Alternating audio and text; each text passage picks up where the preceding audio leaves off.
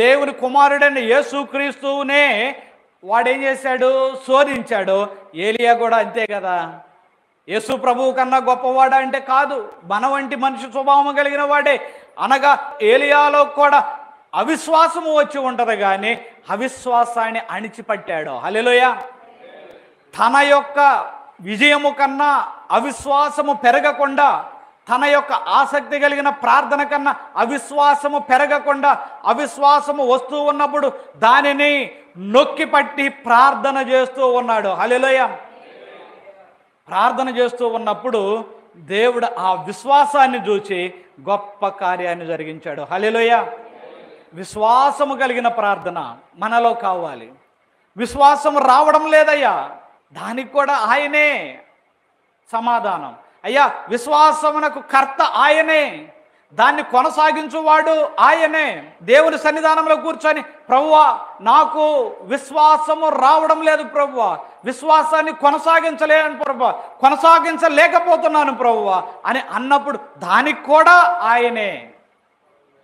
మనం అనుకుంటాం, నాలో విశ్వాసం రావడం లేదు కదా, ఇక కార్యము జరగదేమో, నాలో విశ్వాసం కలగడం లేదు కదా, ఇక నేను ఈ యొక్క కార్యమును చూడలేమేమో అనుకుంటే, దానికి కూడా బైబిల్ గ్రంథం ఎంత చక్కని మాట చెప్పిందయ్యా అంటే, విశ్వాసమునకు ఎవరో ఆయనే కర్త. హల్లెలూయా.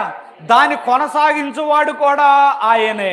ఆయన పాదాలను పట్టుకుంటే విశ్వాసాన్ని ఆయనే ఇస్తాడట. ఎంత గొప్ప దేవుడండి. దాన్ని కొనసాగించేవాడు ఆయనేనంట. ఎంత గొప్ప దేవుడండి. కార్యము జరిగిన తర్వాత, అబ్బా నీ విశ్వాసము చాలా గొప్పది కదా అని పొగిడేది కూడా ఆయనే. హల్లెలూయా. ఒక చిన్న మాట, ఇంట్లో ఏదైనా పని చేస్తున్నాం అనుకుందాం, ఇంట్లో ఉన్న చిన్న పిల్లలు వస్తారు, నేను చేస్తా అని పరిగెత్తుకుంటూ వస్తారు. కానీ వాడేమో ఆ వస్తువులను లేపలేడు, తీసి ప్రక్కన పెట్టలేడు. అప్పుడు తల్లిలో తండ్రి ఏం చేస్తారు? వాడికి తోడుగా సహాయం బట్టి ఆ వస్తువు ప్రక్కన పెట్టిన తర్వాత, చాలా జాగ్రత్తగా వినండి, ఇప్పుడు ఏమంటాడు తల్లి కానీ తండ్రి కానీ? అబ్బా ఎంత పని చేసావు చక్కగా. హల్లెలూయా. నిజానికి వాడికి పని చేయడానికి అంత శక్తి ఉన్నదా, లేకపోతే అంత బలము ఉన్నదా అంటే లేదు. కానీ సహాయం చేసింది తల్లే, లేకపోతే సహాయం చేసింది తండ్రే, తర్వాత పొగిడేది కూడా తల్లే తండ్రే. ఎందుకంటారు? ఆ యొక్క ఆలోచన చాలు. ఏ ఆలోచన? చెయ్యాలి అన్న ఆలోచన, విశ్వాసం కలిగి ఉండాలి అన్న ఆలోచన, ఆ ఆలోచన చాలు. విశ్వాసాన్ని కొనసాగించేది ఆయనే, దానికి కర్త కూడా ఆయనే. హల్లెలూయా. మనం కూడా ఈ రోజున నీలో విశ్వాసం కలగడం లేదేమో, మనలో విశ్వాసం కలగడం లేదు, విశ్వాసము కలగక అవిశ్వాసంలోకి దిగజారిపోతున్నామేమో, సాతానుడు విజయాన్ని సాధిస్తూ ఉన్నాడేమో. ఒక మాట మనం జ్ఞాపకం చేసుకోవాలి, లేదు ప్రభువా నా విశ్వాసమునకు నీవే సహాయము దయచేయి ప్రభువా, నీవే నాకు సహాయము ప్రభువా అని మనము ప్రార్థన చేసినట్లయితే, విశ్వాసాన్ని కూడా మనలో ఇచ్చేది ఎవరడా? ప్రభు అయిన యేసుక్రీస్తే. హల్లెలూయా. ఆ విశ్వాసమును పట్టుకొని మనము అనేక కార్యములను చేయగలము. అయితే ప్రార్థన, విశ్వాసం కావాలని అడగాలన్నా ప్రార్థనే. క్రైస్తవ జీవితంలో ఈ ప్రార్థనకే విలువ తగ్గిపోతూ ఉన్నది. పాటలు పాడటానికి చాలామంది ఆసక్తిని చూపిస్తాం, లేకపోతే చాలామంది పాట పాడాలని ఆశపడతారు, లేకపోతే సంగీతములు వాయించాలని, లేకపోతే సంగీత వాయిద్యములు వినిపించుచూ ఉండగా పాటలు పాడాలని ఎంత ఆసక్తి ఉంటుందో.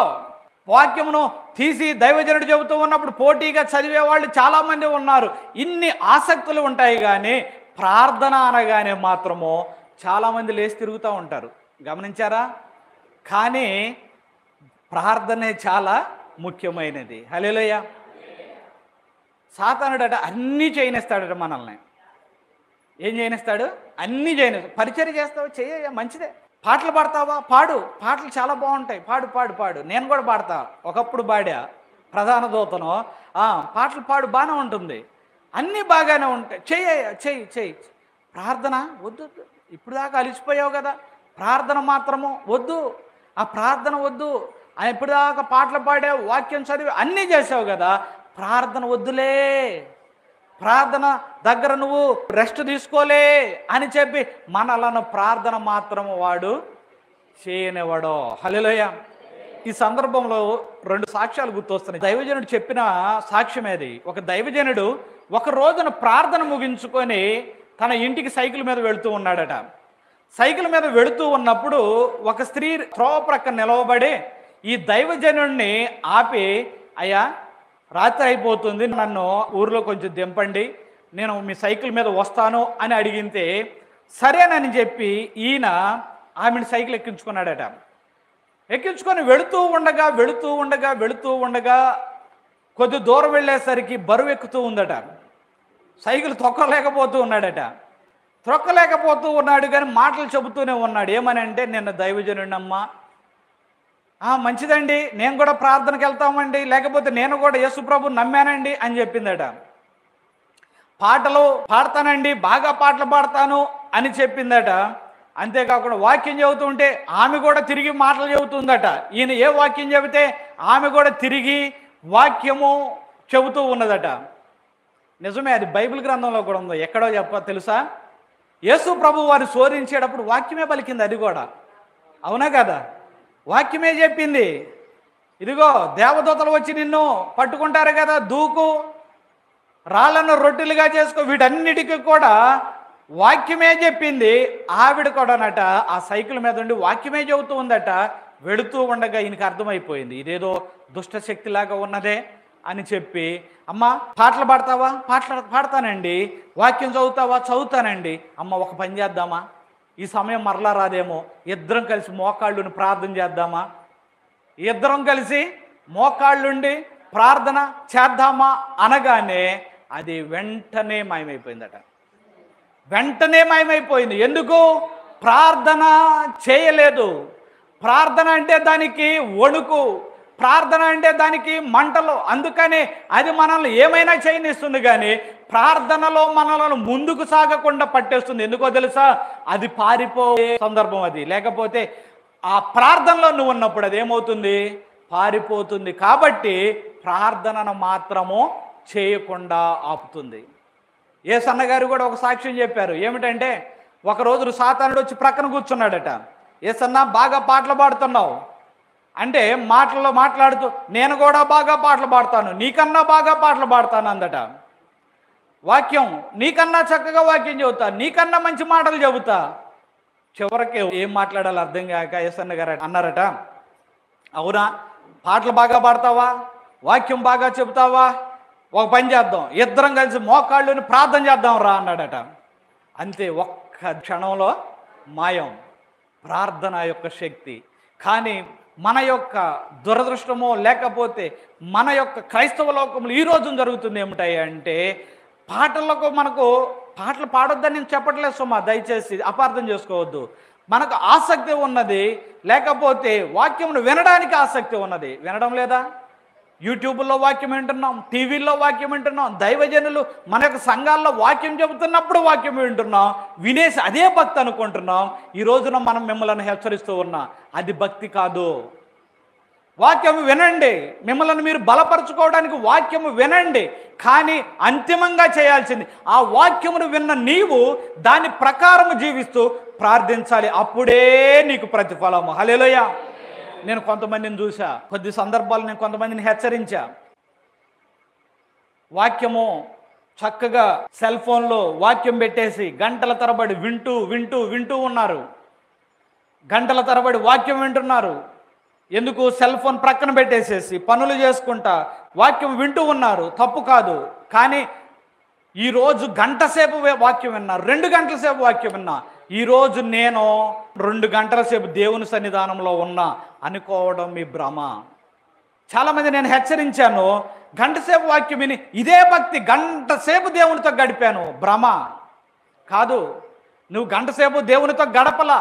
గంట సేపు నువ్వు దేవునితో గడపడం అంటే ఏమిటంటే, ఇదిగో ఈ బైబిల్ గ్రంథాన్ని ప్రత్యేకంగా పట్టుకొని కనీసం కొద్దిసేపు చదవాలి. హల్లెలూయా.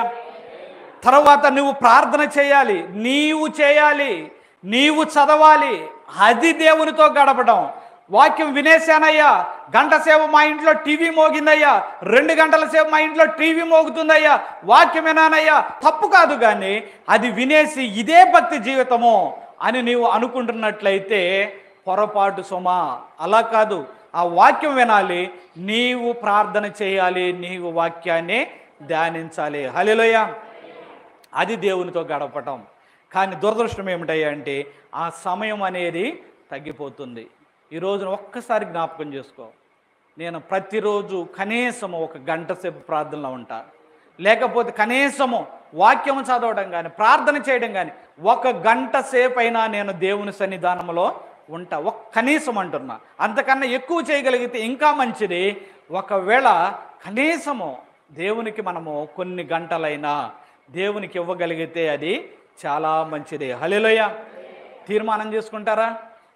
ఈరోజు ఒక ఆలోచన, ఒక తీర్మానం, ఒక నిర్ణయం తీసుకోనండి. ఎందుకో తెలుసా? దేవుని కార్యాలు చూడాలి అంటే నీ జీవితంలో కావచ్చు, నీ బిడ్డల జీవితంలో కావచ్చు, దేవుని కార్యాలను చూడాలి అంటే నీకు కావలసినది ప్రాథమికంగా అదే. హల్లెలూయా. దేవుని వాక్యాన్ని నీవు ధ్యానించటం, అంతేకాకుండా దేవుని సన్నిధానములో నీవు ప్రార్థన చేయడం అనేది చాలా ముఖ్యమైన విశ్వాసం, లేకపోతే ముఖ్యమైన విషయం.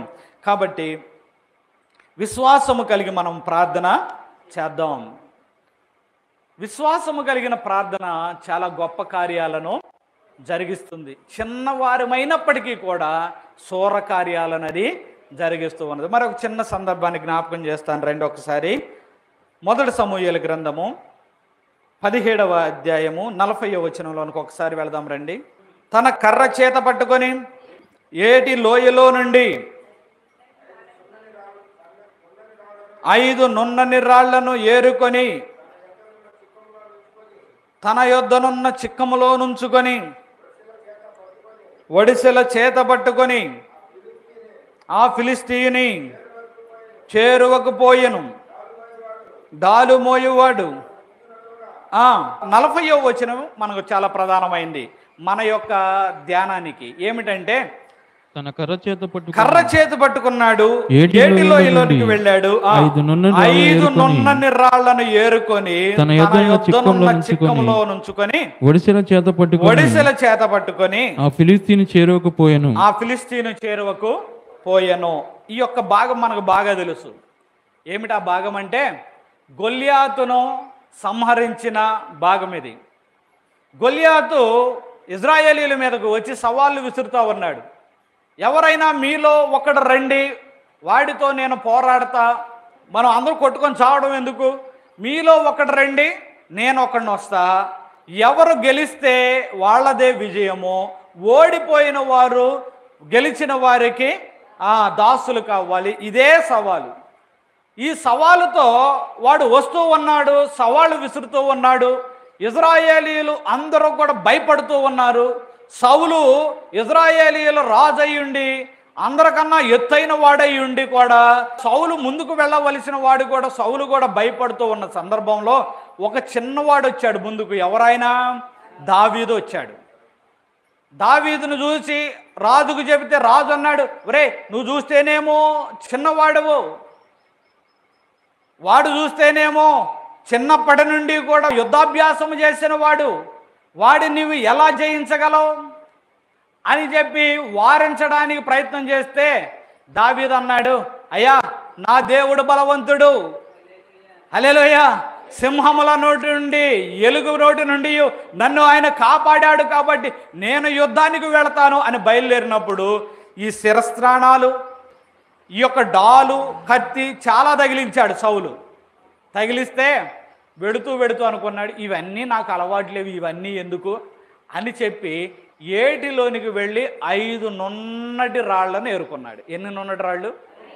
5 నున్నటి రాళ్ళు. ఈ విషయాన్ని ధ్యానిస్తూ ఉన్నప్పుడు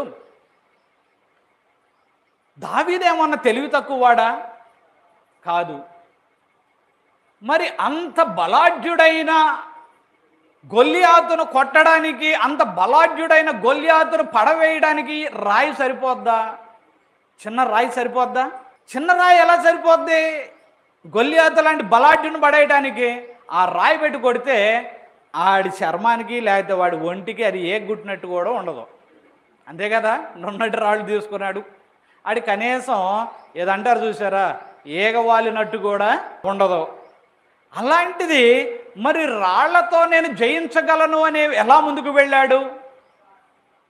ఆ రాయి ఎలా అంతటి శత్రువును పడగొట్టగలదు అని వెళ్ళాడు అంటే ఏమిటా ఆలోచన చేస్తే విశ్వాసం. హల్లెలూయా. నిజమే, రాయి పడలేదు, దావీదుకి తెలియదా? తెలుసు. రాయి అంతటి వ్యక్తిని కింద నేల కూల్చలేదు, తెలియదా అంటే తెలుసు. కానీ ఆ రాయితోనే విజయము సాధించగలను అని ఎలా అనుకున్నాడంటే విశ్వాసము. హల్లెలూయా. నేను దేవుని పక్షమున వెళుతూ ఉన్నాను, దేవుడు నా పక్షమున ఉన్నాడు. ఈ యొక్క ఖడ్గము కాదు కానీ, ఈ శిరస్త్రాణము కాదు కానీ, లేకపోతే ఈ డాలు కాదు కానీ, ఏం చాలు? చిన్న రాయి చాలు. హల్లెలూయా. చిన్న రాయి ప్రార్థనకు సూచన కావచ్చు, ప్రార్థనే కదా అనుకోవచ్చు. నీ ఎదుట ఉన్నవాడు బలవంతుడు కావచ్చు, లేకపోతే నీ ఎదుట నున్న సమస్య బలమైనది కావచ్చు. ఎలా పడగొట్టగలదు అంత బలమైన సమస్యను? ఎలా పడగొట్టగలదు అంత బలమైన ఆ యొక్క పరిస్థితులను? అంటే ఏమీ లేదు. ఏమి కావాలట? విశ్వాసము, లేకపోతే ప్రార్థన అనే చిన్న ఆయుధము. హల్లెలూయా. ఆ ప్రార్థనతోనే అనేక మంది భక్తులు జయించారు. యాకోబు పోరాడాడు, ఏలియా ప్రార్థనతోనే, దావీదు ప్రార్థనతోనే, ఏ భక్తుడిని చూసుకున్నా ప్రార్థనతోనే విజయాలను సాధించారు. హల్లెలూయా. చిన్న రాయండి ఎలా పడగొట్టగలదో నవ్వుంటారు కొంతమంది చూసిన వాళ్ళు. ఎలా? దావీదు ఏంటి చిన్న రాళ్ళు తీసుకొని బయలుదేరావు? ఎప్పటిదాకా సౌలు చెప్పింది ఏంటి? నువ్వు గెలవలేవయ్యా, వాడు చిన్నప్పటి నుండి యుద్ధాభ్యాసము కలిగిన వాడు, నువ్వు గెలవలేడు అని ఎంత తలకెక్కిస్తే నీవేంటయ్యా చిన్న రాయి తీసుకొని బయలుదేరావు అని నవ్వుంటారు. ఈ రోజున లోకంలో చాలామంది దేవుని గురించి తెలియని వారు, ప్రార్థనను గురించి తెలియని వారు, ప్రార్థన అంట వీళ్ళ జీవితాల్లో గొప్ప కార్యాన్ని జరిగిస్తుందట అని నవ్వుతూ ఉండి ఉండవచ్చు. లేకపోతే బంధువులు ఎగతాళి చేస్తూ ఉండి ఉండవచ్చు. నీ యొక్క బంధువులే నీతో ప్రార్థన చేస్తే అయిపోద్దా అమ్మా, ప్రార్థన చేస్తే జరిగిద్దా అమ్మా అని అంటూ ఉండవచ్చు. కానీ దేవుని శక్తిని ఎరిగిన నీకు నాకు అదే గొప్ప ఆయుధం. హల్లెలూయా. దావీదు గొప్ప ఆయుధం ఏంటి? ప్రార్థనే. చిన్న రాయే అంటే విశ్వాసము కలిగిన ప్రార్థనే. ఆ ప్రార్థనతోనే ముందుకు వెళ్ళాడు. వెళ్ళి అంత 6 మూరల జానెడు అనగా 9 అడుగుల పైన ఉన్న ఆ వ్యక్తిని, గొల్యాతుని ఒక్క రాయితోనే నేల కూర్చేశాడు. హల్లెలూయా. ఆ రోజుల్లో పాత లెక్కల్లో మూరలు ఇవన్నీ లెక్క వేస్తున్నప్పుడు 9 అడుగులు మనం అనుకుంటున్నాం, కానీ పాత లెక్కలు అవి పెద్ద లెక్కలు.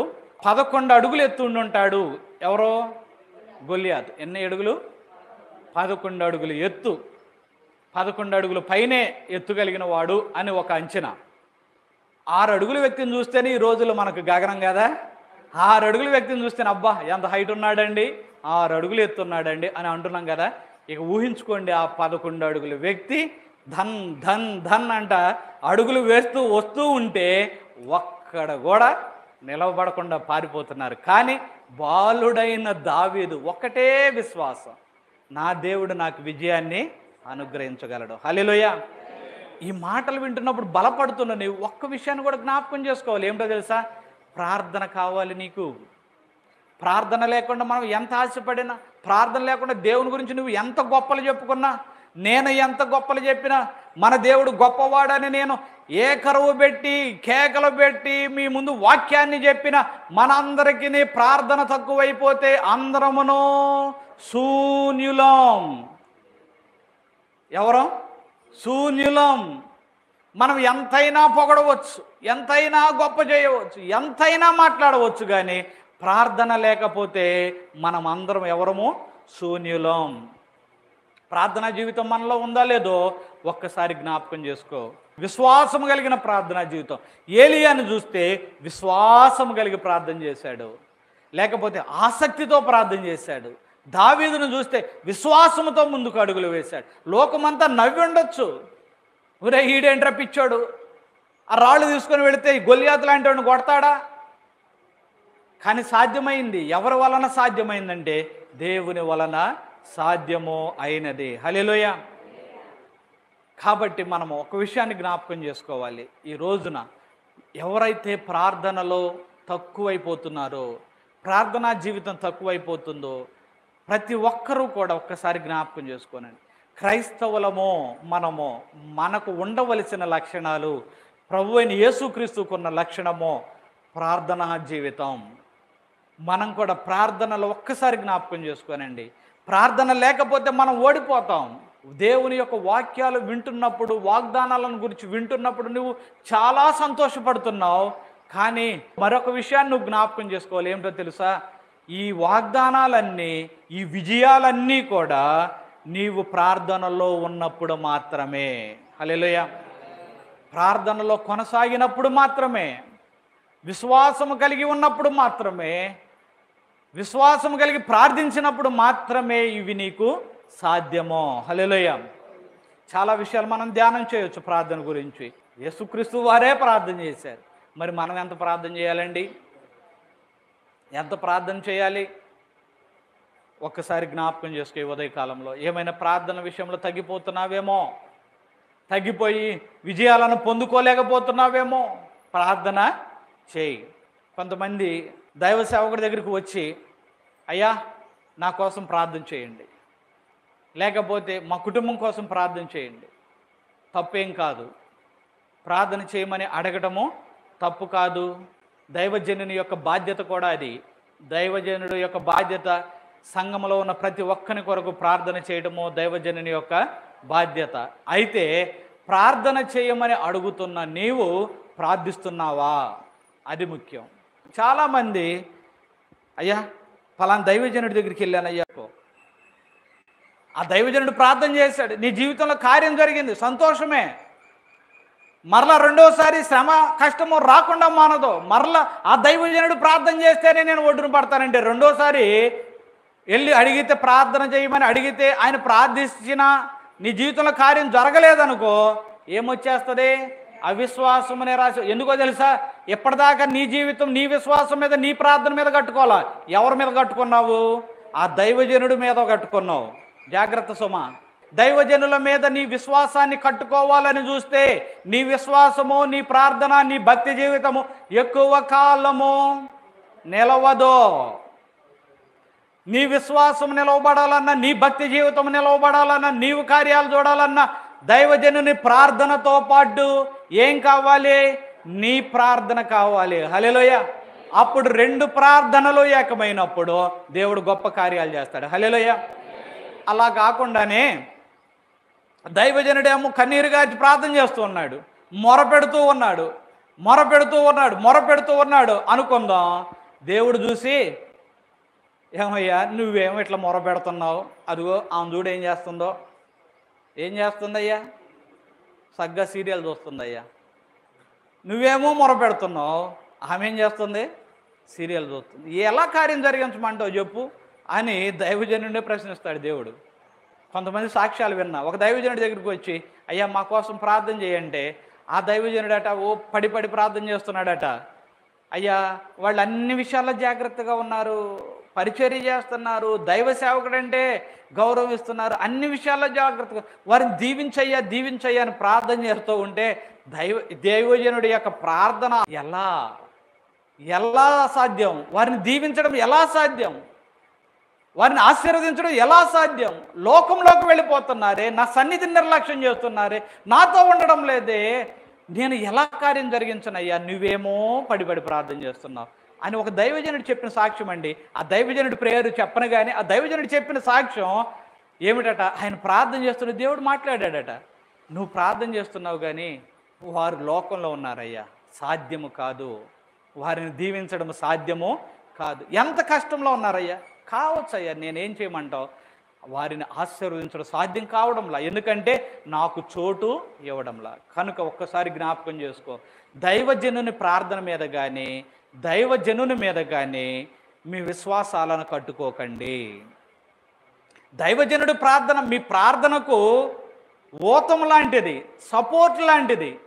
అంతేకాకుండా దైవజనుడి యొక్క బాధ్యత ఏమిటంటే మిమ్మల్ని సన్మార్గంలో నడిపించటం, దేవుని గురించిన మాటలు చెప్పడం. ఇది దైవజనుని యొక్క బాధ్యత. కానీ మన ఇంటికి వచ్చి ఉదయాన్నే లేపి ప్రార్థన చేయించడం కాదు కదా.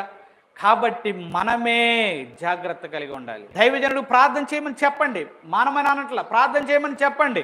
దైవజనుడు ప్రార్థన చేస్తూ ఉండగా దేవుడు నిన్ను చూస్తూ ఉన్నప్పుడు నువ్వు లోకంలో ఉంటే అది ప్రమాదమో, ఏ కార్యమో జరగదో, నీవే ప్రార్థన చేయాలి. హల్లెలూయా. ఏలియా ప్రార్థన జ్ఞాపకం చేసుకో, దావీదు విశ్వాసాన్ని జ్ఞాపకం చేసుకో. ఈ రోజున మనము డిఫరెంట్గా ఉండాలి. ఎక్కడి నుంచి ఎలా ఉండాలి? డిఫరెంట్గా ఉండాలి. డిఫరెంట్గా అంటే ఇంతకుముందు ప్రార్థన లేకుండా ఉంటే ఉండవచ్చేమో, కానీ ఈ రోజు నుంచి ప్రార్థన చేసేవాడుగా ఉండాలి. హల్లెలూయా. మీ జీవితాల్లో ఎన్నో అద్భుత కార్యాలు ఆయన జరిగించగలడు. మీరే ప్రార్థన చేయండి. హల్లెలూయా, హల్లెలూయా, హల్లెలూయా. చిన్న ప్రార్థన చేసుకుందాం రండి. ఈ చిన్న మాటలను దేవుడు దీవించును గాక. ఆమేన్. సర్వసృష్టికి ఆధారణ కాడబుతురువైన ప్రభువా, మహోన్నతుడు తండ్రి, మీ ఘనమైన పాదములకు వందనాలు నాయనా.